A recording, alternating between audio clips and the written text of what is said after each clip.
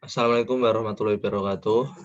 Perkenalkan, nama saya Muhammad Ali Willian, NIM 114200021 dari buku 8 untuk praktikum mekanika fluida. Nah, di sini saya akan menjelaskan sedikit tentang pembahasan yang ada di acara kedua ini mengenai viskositas. Nah, pada praktikum di acara kedua ini sendiri, itu mengenai penentuan viskositas, di mana viskositas itu atau kekentalan itu adalah sifat dari suatu fluida yang disebabkan karena adanya suatu gesekan antara molekul yang menyusun fluida itu sendiri. Dan pada praktikum acara kedua ini, kita menggunakan metode bola jatuh. Nah, metode ini dilakukan dengan mengukur kecepatan bola jatuh bebas dalam suatu fluida.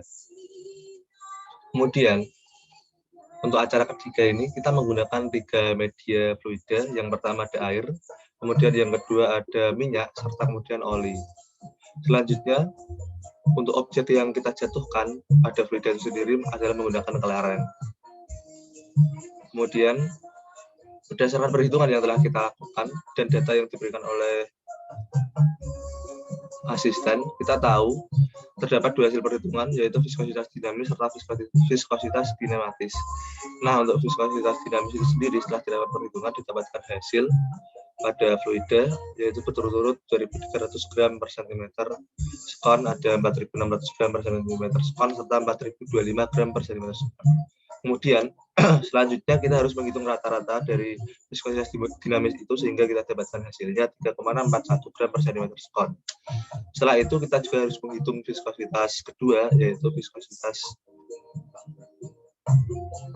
dinamis untuk masih viskositas dinamis pada fluida kedua, yaitu ada minyak tadi untuk air, kemudian ini minyak kita hitung dan hasilnya betul-betul itu 6.900 gram per cm sekon, kemudian 8,626 gram per cm sekon serta 9,2 gram per cm sekon.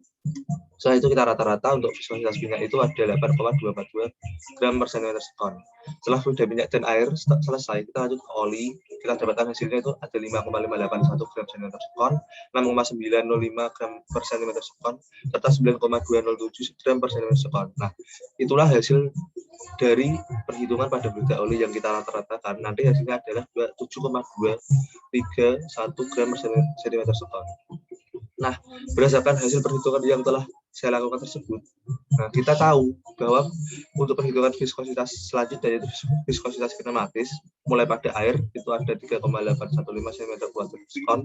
Kemudian untuk viskositas kinematis fluida minyak itu ada 9,365 cm kuadrat per sekon, dan untuk fluida oli itu sendiri ada 8,691.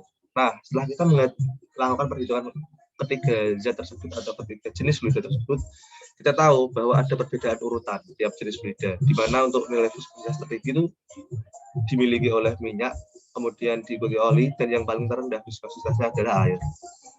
Nah, berdasarkan perbandingan tersebut, berdasarkan hasil perhitungan tersebut, tentunya jika kita bandingkan dengan jurnal yang saya baca atau yang saya kutip mengenai analisis kualitas minyak goreng berdasarkan suhu pemanasan dengan metode koefisien viskositas Fallingball ini. Nah, tentunya ketika semakin tinggi suhu maka koefisien viskositas itu akan rendah, sedangkan semakin rendah suhu maka koefisien viskositas itu sendiri akan tinggi. Nah, dari situ kita dapat simpulkan maka perbandingan antara hasil penelitian praktikum serta jurnal tersebut, ketika semakin tingginya suhu maka koefisien viskositas akan rendah, sedangkan semakin rendah suhu maka koefisien viskositas akan tinggi. Dan ketika viskositas fluida semakin besar atau koefisien fluida itu tinggi, waktu yang dibutuhkan untuk jatuh atau mencapai dasar akan lama, serta semakin kecil suatu fluida tersebut viskositasnya, maka kecepatan bola untuk jatuh ke dasar akan semakin cepat pula. Nah, untuk perbedaan antara viskositas dinamis serta kinematis ini, untuk viskositas dinamis itu ketika melakukan uji kekentalan suatu objek itu harus melewati fluida tersebut.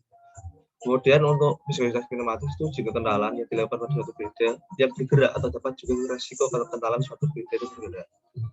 Nah, untuk aplikasinya yang bisa kita temukan atau aplikasi perhitungan yang bisa kita lakukan khususnya di lingkungan itu sendiri adalah nantinya bisa digunakan untuk menghitung laju infiltrasi. Kemudian pada fluida yang memiliki viskositas besar umumnya akan memiliki laju infiltrasi yang rendah. Kemudian untuk penerapan di industri kita akan bisa lakukan dengan untuk menyalurkan suatu limbah melalui pipa yang digunakan, serta juga mengalirkan air yang berasal dari PDAM menuju rumah-rumah di sekitar. Nah, itu sedikit yang dapat saya sampaikan untuk UP di acara kedua ini mengenai viskositas. Mohon maaf jika masih ada kata atau saran dari saya. Terima kasih. Wabillahi taufiq wal hidayah. Wassalamualaikum warahmatullahi wabarakatuh. Terima kasih.